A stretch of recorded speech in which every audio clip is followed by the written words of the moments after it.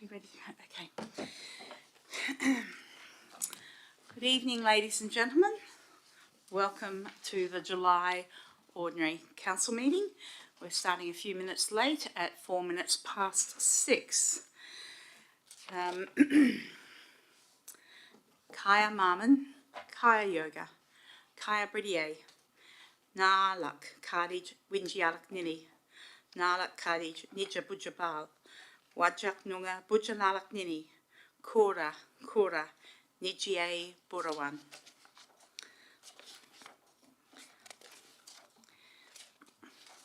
The town of Bassendean acknowledges the Wajak people of the Noongar Nation as the traditional custodians of this land.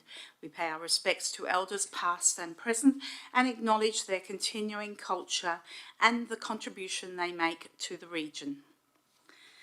I have no announcements tonight. Attendances, apologies and applications for leave of absence. We have a couple of apologies. We have Councillor Wilding, who is an apology. We have Councillor Paul Polifka, who is still on leave. And we have Officer Nicole is the Manager of Governance. Governance, yeah, sorry. Oops, pull out my sheet. Okay. We also have the Manager of Governance and Strategy, Joe Burgess. And Miss Davey is the Executive Manager of Sustainability and Environment. So those are the apologies. Leave of absence, Councillor Carter. Oh, thank you, Madam Mayor. I request a leave of absence from 2 consecutive council meetings, the September one and the October one, as I'll be out of the state. Thank you. Does that also include the briefings as well? It will include the briefings as well, yes, I'm sorry. Okay. Would you be able to provide the dates to the CEO after the meeting? I can, if it's approved. Yeah, okay. And I would like to take leave. I've got 2 separate periods from the 3rd to the 5th of August and from the 9th to the 12th of August. This will enable me to still attend meetings and various other commitments that I've got in between those dates.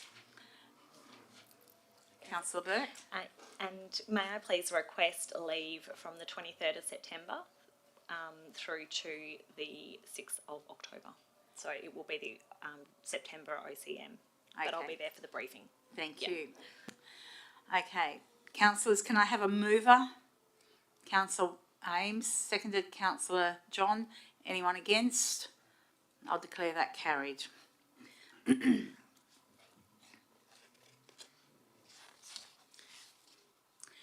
Councillors, do we have any declarations of interest on any of the items on this agenda? No?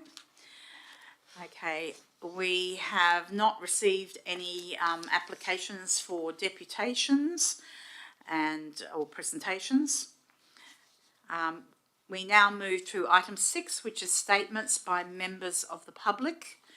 If you would like to provide a statement, please raise your hand, come to the chair and the microphone and state your name and address. Do I have anyone who'd like to make a statement from the audience? No? Okay, we'll move on to public question time. Again, when I call upon the members of the public, if you'd like to ask a question, please raise your hand and I will indicate who I will take first for questions. I do have some questions that have come in online. Mr. Mark Luther, you're attending in person? It says you are here. No? Okay. Mr. CEO, given that Mr. Luther is not here, would you prefer that we deal with these questions now, or would you prefer to actually write to the gentleman about these? They'll appear in the minutes anyway. They will appear in the minutes, Madam Mayor, and the answers can be sent direct to Mr. Luther via email tomorrow morning. Okay. Just to summarise, they are questions about resurfacing works in Kenny Street and parking restrictions in Kenny Street. I think there were three questions in total. So those questions and answers will appear in the minutes of the meeting, and Mr. Kenny will be contacted directly. Okay, members in the gallery, if there's anyone who'd like to ask a question, could you please raise your hand and come to the microphone? No? Okay. Petitions. Now, we have a petition that was presented to the administration by Miss Balla from 94 West. It was regarding the site at 94 West Road, Bassendean, which is got an application submitted to become an early learning centre. The site is zoned residential R20 under the Town of Bassendean Local Planning Scheme 11, and a commercial development. The petition requests that a commercial development should not be approved by the DAP. Now, I won't read out all the reasons. The officer's comment, Mr. CEO, did you want to respond to this? Yes, thank you, Madam Mayor, and I just might bring the councillor's attention to the last part of that point 1, as per the requirements stated in the legislation, that we undertook a check of the signatures when we had time against the electoral roll, and 182 signatures were collected, but 140 of them were deemed to be actually Town of Bassendean electors, so the petition itself was reduced by that number, which was 42 signatures. The council won't be considering this item any further tonight, and we have advised the petition and the people on the petition that when the matter comes to council for determination, which is going to be later, either August or September, then the matter will be dealt with at that time, so there's no need for a separate report, given a report is coming. Thank you. I'll read out the officer recommendation for item 8.1. Point 1, that the petition containing 182 signatures be received. Point 2, that the petition be received as a submission for DAP application DA 2024-066. Yes? Excuse me, Madam Mayor, there was an update between the briefing and this, so if you would like to use my recommendation, thank you. Apologies. Okay. So the first point was, as read, that the petition be received as submission. 140 valid signatures. Apologies. Okay. That the petition be received as a submission for DAP application DA 2024-066. Point 3, given the matter DA 2024-066 is being considered at a future ordinary council meeting, no additional CEO report is required. So we'll leave it at that. Councillors, can I have a mover for officer recommendation 8.1? Councillor Ames. Question? Yes? Thanks, Madam Mayor, and through you. We obviously we received the petition in some which way or form the last couple of weeks. Just want to see, it's in regards to 6.11 as per the officer comment, clause H, where it says comply with any prescribed form pursuant to the Act or any other written law. Do we as the town, obviously we're not we're not actually deciding upon the petition or acting upon it. Does the town perceive that the petition was in an effective mode for it to be sent to the state government to be accepted by them for the DAP application? That party will determine that itself, but from a point of view of a petition for local government, that's how we've assessed it, not as the JDAP will. The JDAP may, in fact, ignore it, but we have accepted the comments as a submission about the application. So we're accepting the petition with 140 legitimate signatures and the format, and we're taking the comments as part of the submission when the officer assesses that recommendation that comes to council. Those signatures and the items that they are opposed to will be considered in the officer's report. But JDAP might see this totally differently and they might not accept it. Okay, thank you. If I can just indicate to members of the audience that standing orders, we've gone past question time now. We're now into the councillors considering the matters. So I cannot take questions from the floor at this point in time. We've gone past that now. Okay, so councillors, Councillor Ames, I'm assuming that sufficiently answers your question, which was very similar to my questions initially. So it is unknown at this point in time how the DAP, whether they will receive the petition or not. But from our perspective, the petition is before us tonight, and the officer recommendation has been read out, 8.1. Can I have a mover for 8.1? Councillor Ames, a seconder. Councillor Burke, is there anyone against? I'll declare that carried. So, councillors, we move to item 9, confirmation of the minutes. And this is for the ordinary council meeting from the 20... Oh, no, sorry, you're right. Yep, sorry. I've gone to 11. Sorry. Apologies if I'm a bit slow. I have picked up the briefing document, which I'm reading from, and there's some minor changes between last week and this week. So the CEO is correcting me as we go along. So apologies for that, everyone. So confirmation of the minutes. This is regarding the minutes from the 25th of June. The officer recommendation that the minutes of the ordinary council meeting held on the 25th of June be received and confirmed as a true and correct record. Can I have a mover for that? Councillor Ames, seconded Councillor John. Anyone against? Declare that carried. Okay, item 11, which is the external committee reports and updates. The officer recommendation is that council notes the documents from external committees that have been received within the reporting period. Can I have a mover for that item? Councillor Carter, anyone, seconder? Councillor Ames, anyone against? I'll declare that carried. This then brings us to section 12, which is the officers' reports.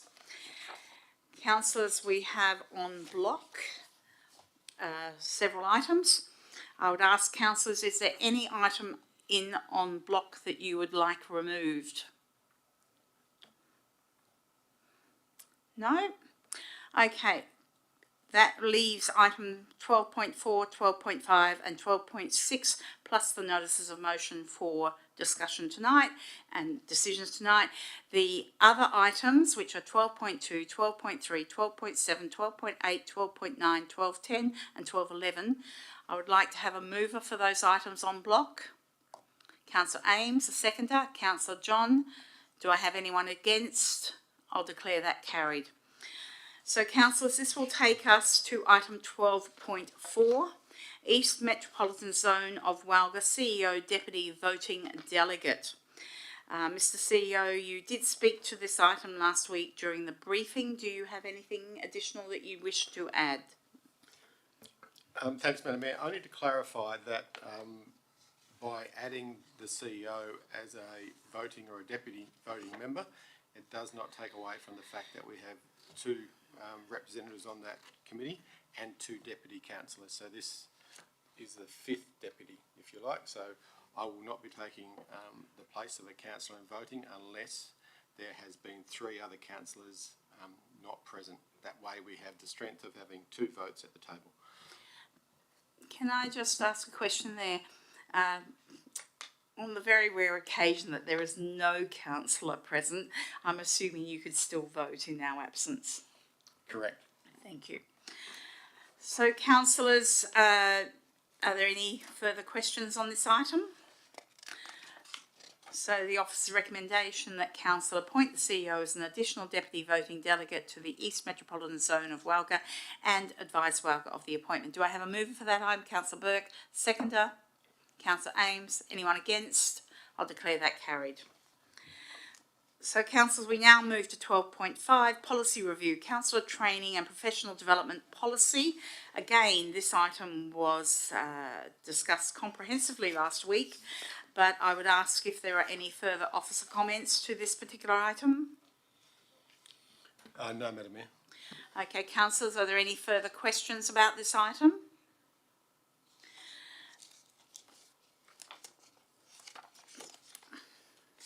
So, councillors, the officer recommendation that council adopt the reviewed council member continuing professional development policy. Do I have a mover for that item? Councillor Ames, seconded Councillor Carter. Anyone against? I'll declare that carried. So we now go to 12.6 policy review, standards for CEO recruitment, performance and termination policy.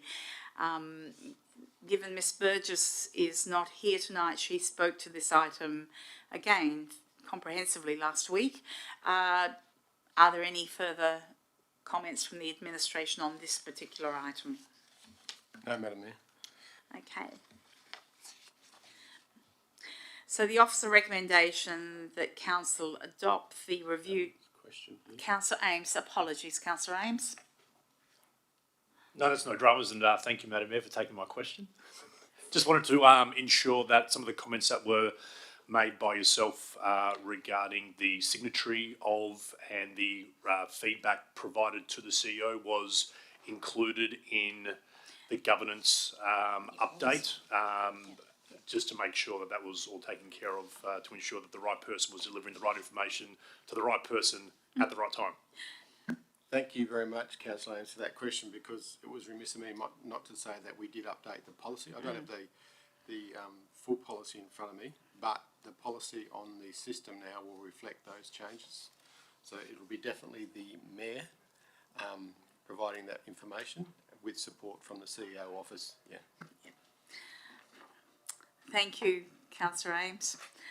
I actually should have asked that question, but I had already asked that with Miss Burgess, and upon reflection, I didn't share that with the rest of you. Apologies. So the officer recommendation that council adopt the reviewed standards for CEO recruitment, performance and termination policy as attached to this report. Do I have a mover for that item? Councillor Ames, seconder. Councillor Carter. Anyone against? Declare that carried. So, councillors, that will now bring us to the 12.7. One more, unless that was adopted on block. on block. Oh, beauty, thank you.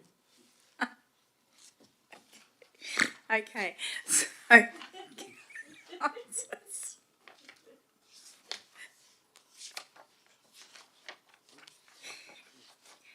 okay, so councillors, we now move to section 13, motions, of which previous notice has been given.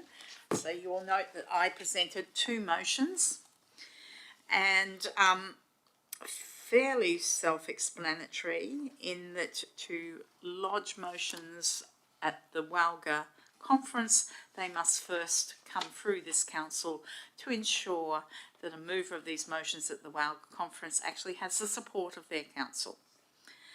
I note the CEO's comments. The CEO, you have no further commentary on these motions other than to support them?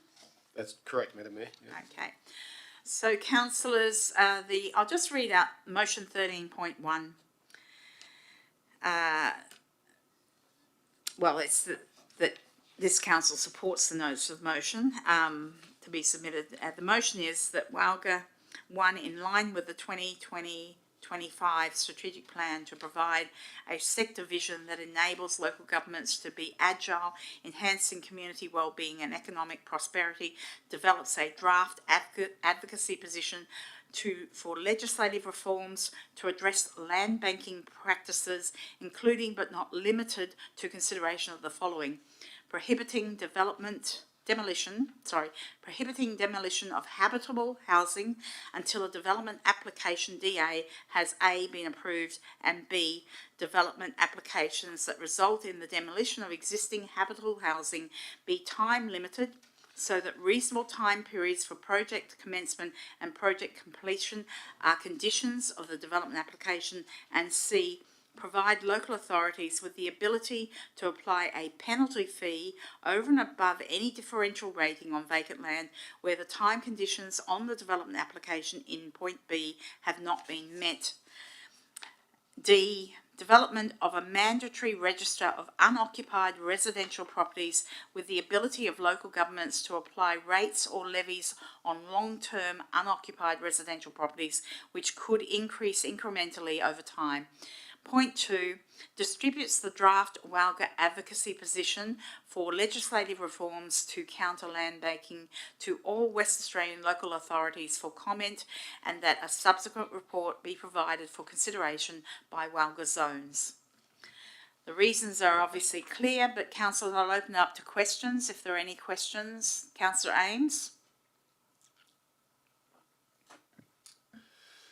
Thank you, Madam Mayor, and I agree with the notice of motion that we're about to vote upon. Just a question for, I suppose, anyone in the room regarding point D, the development of a management register of unoccupied residential properties. How would we, within either the town of Bassendean or within the West Australian State Government, find out about these unoccupied properties for obviously changes in rate levies?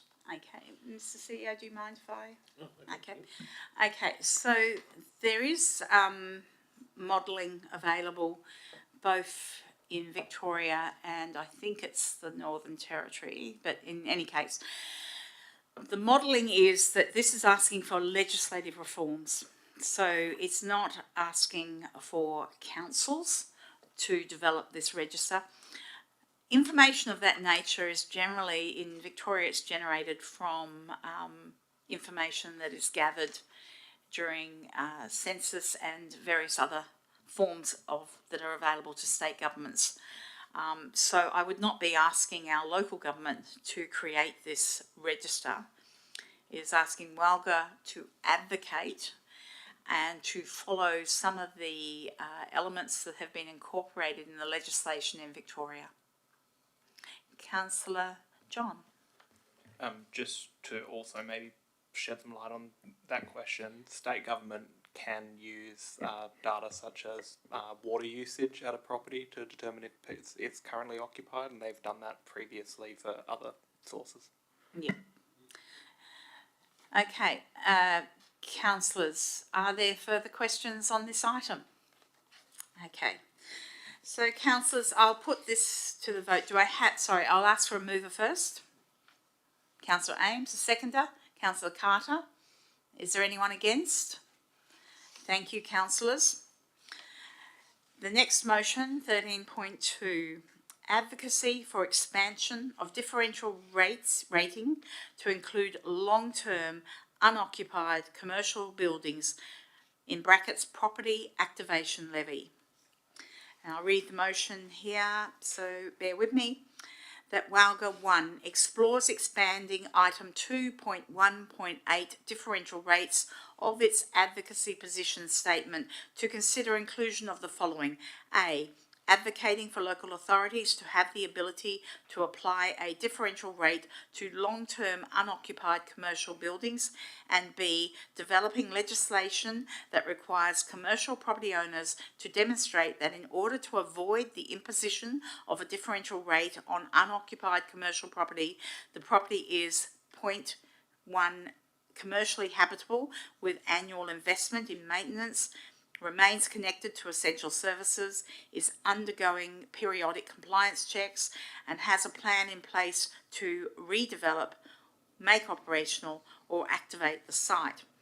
Point C, develop legislation that enables local government to provide exemptions to the above differential rating based on an approved periodic activation program for the vacant commercial property by the local government.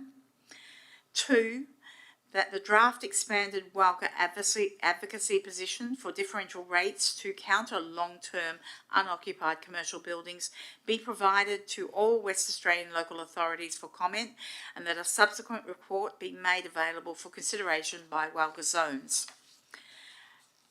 Again, the CEO has provided support for this notice of motion, but I would open it up to questions from councillors.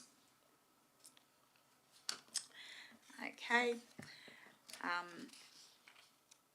Again, councillors, this is based on some links that I provided to Northern Territory. Councillor Carter. Thank you, Madam Mayor. Do you have any understanding of how receptive the state government would be to that one on commercial properties? Well, this is long-term unoccupied commercial properties.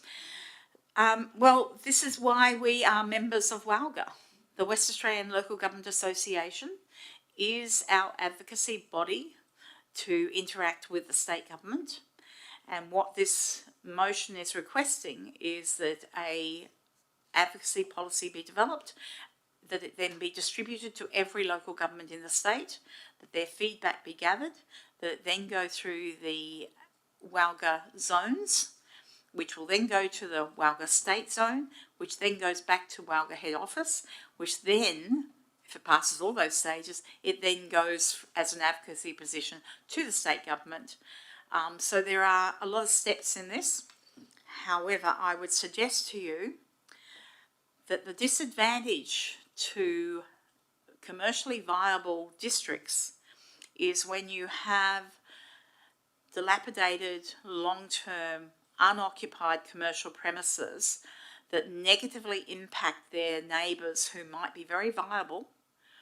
But if you have, as we have in our own street, our main street, many unoccupied, and some of these buildings have been unoccupied for not just a year, we're talking decades.